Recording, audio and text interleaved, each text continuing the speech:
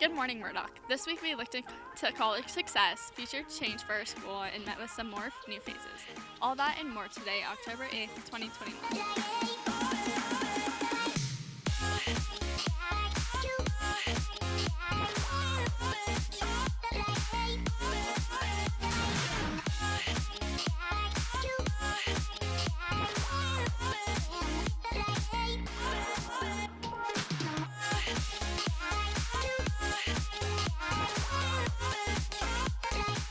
Welcome back, everyone. Kicking off our episode this week, we're going to turn over to Jacob, Jason, and Giselle, where they interview the leaders of our Portrait of a Graduate project. We have barely just passed the first month of school here at Murdoch. Everyone has gotten settled in, and everyone has resumed their normal schedule and returned to full school days. There's something new, though, that everyone should know about: Portrait of a Graduate. We sat down and talked to Miss Weeks about the new development, and she gave us the important information. So, what is Portrait of a Graduate? Thanks for asking. Portrait of a Graduate is a grant process that we've been working on for the last year and a half. We've worked together with different communities in north central Massachusetts, like Fitchburg, Leominster, Gardner, and the Mount, in order to redesign and reimagine what high school should be like and what high school students should know and be able to do by the time they graduate.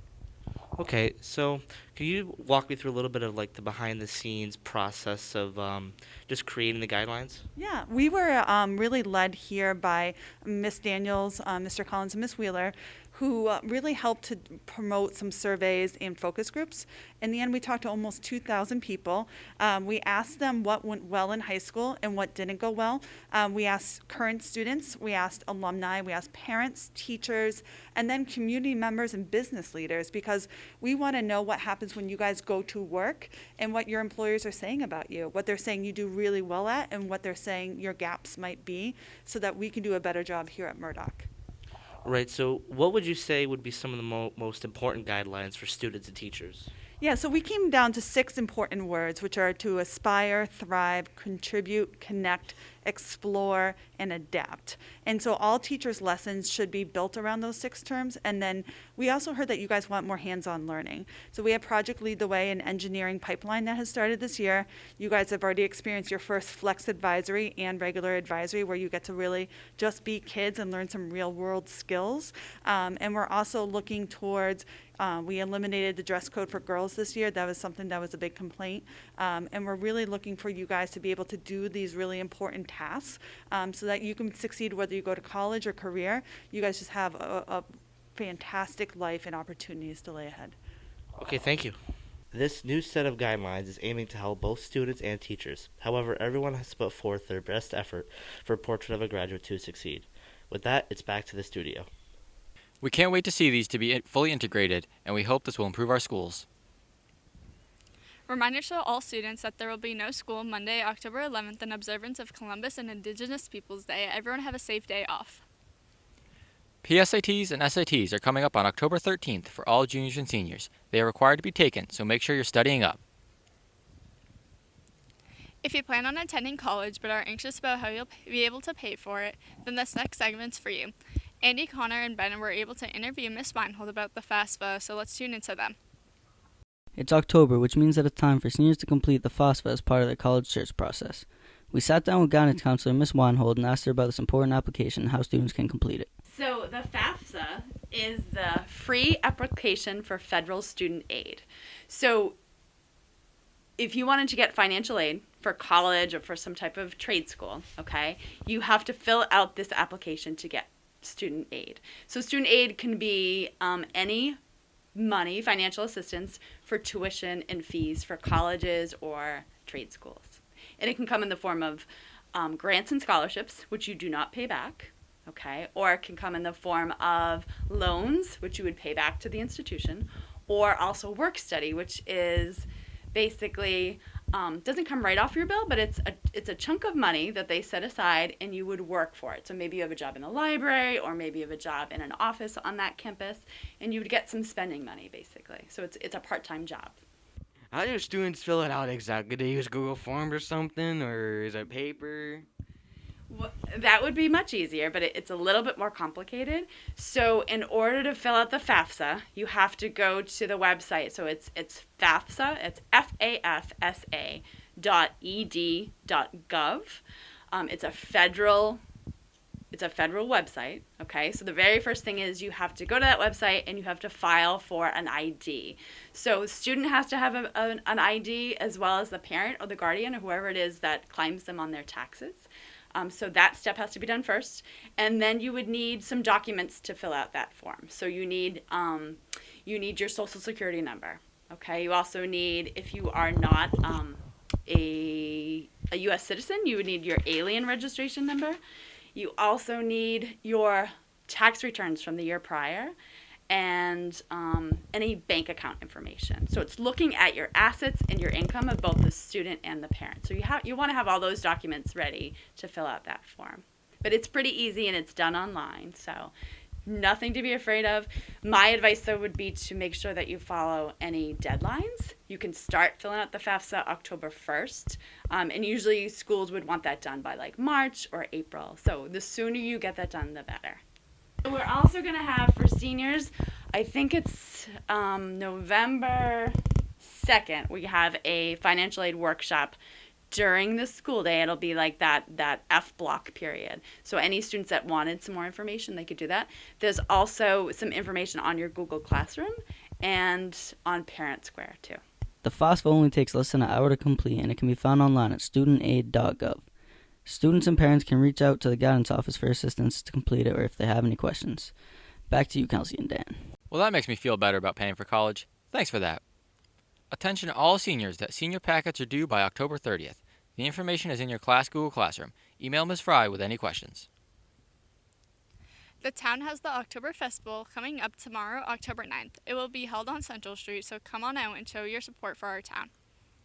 We had the opportunity to meet with some of the new staff in last week's episode, so let's bring it over to Drew, Mark, Alex, and Caden to get to know a few more of them. What college did you go to and what for? I went to Keene State College in New Hampshire, and I went for music education. So I attended the University of New Hampshire. I studied history. I got my BA there, my Bachelor of Arts, and I loved it. It's a great school. At Assumption College in Worcester. There I majored in mathematics and had a concentration in secondary education. And then 2 years ago, I did my master's at Lesley University, where I did it in secondary mathematics. What teaching experiences do you have so far? So before I was here, I taught in New Hampshire. I taught at a school called Stevens High School in Claremont. So prior to coming here, I'm brand new kind of to teaching, so I taught a little bit substitute teaching at Wachusett, and then also at Auburn Middle School last year. I was teaching 7th grade. My 12th year teaching. So I've been to a bunch of different schools, but hopefully I'm here to stay at Murdoch. And what are you looking forward towards in this year of Murdoch? My biggest hope is that we get the band a little bigger, and I get every single human in a music class. Looking forward to here, kind of getting to know all the kids throughout the year and just enjoying my first year teaching U.S. history. Just working with a bunch of great kids and teaching them the subject that most kids really don't like, and hopefully we can understand it. Thank you. That is all. Thank you, guys. For the next few weeks, college representatives will be coming to Murdoch for any seniors who want to meet with them. The dates and colleges are as follows. Thursday, October 14th, will be Framingham State University from 1 to 1:30. On Wednesday, October 20th, University of New England in Maine from 12 to 12:30. And Tuesday, October 26th, is Fitchburg State University from 12:30 to 1. Murdoch Athletics have had a lot going on this past week, so let's bring it over to Kevin and Nate to get the insights.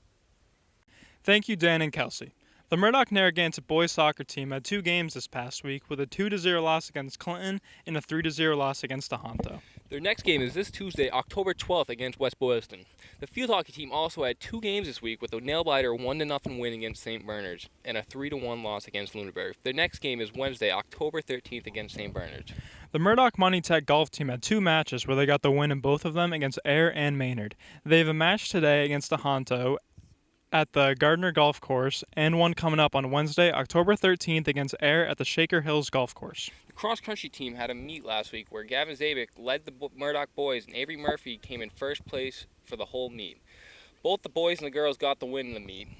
The football team took a heartbreaking 38-27 loss against Quabbin. Even though they took the loss, we did get some nice footage of J.R.S. Williams with his amazing diving touchdown where he got so juiced he had to talk some trash. We also got Cole Patterson's long touchdown run that even faked out the cameraman. Lastly, we got Calvin Tenney forcing himself into the end zone and not being stopped by anyone. The boys' next game is tonight at 7 at Abbey Kelly. That will do it for this week's sports report. Back to Kelsey and Dan in the studio. Good job, athletes, on your efforts this past week, and good luck at your upcoming events. All students, are you full of random facts? A few staff members are trying to get a trivia team going for Murdoch High School and would like your help. The deadline to sign up is today, October 8th. The sign-ups are in your class's Google Classroom. Contact Mrs. Lundgren or Mr. Grosset with any questions. Let's bring it over to Alex for this week's upcoming weather forecast. Thank you, Kelsey. This is your upcoming 5-day forecast. Today, it'll be a slight chance of rain, but it'll be mostly sunny throughout the day. Temps to be in the high 60s and dropping into the high 40s. Winds will be in the range of 3 to 5 miles per hour. Tomorrow, there is a slight chance of rain before 10 a.m., then it'll be mostly cloudy. Temps will be in the low 60s and dropping to the mid to low 40s. Sunday, there'll be a slight chance of rain afternoon, but it'll be mostly cloudy that day. Temps to be in the low 60s and dropping into the high 40s. Early next week, it'll be mostly cloudy for Monday and for Tuesday. The temps for early next week will be in the high 60s and dropping into the low 50s. That is all. Back to you, Kelsey and Dan. Thank you, Alex. That's going to be it for this week's episode of Blue Devil Weekly. Be sure to stay updated with what's going on at Murdoch through our social media team by following us on Facebook, Instagram, and TikTok at MurdochHS. And if you aren't already subscribed to our channel, be sure to, as well as click the notification bell to be notified of future uploads. Keep bleeding blue, Devils, and we'll see you later.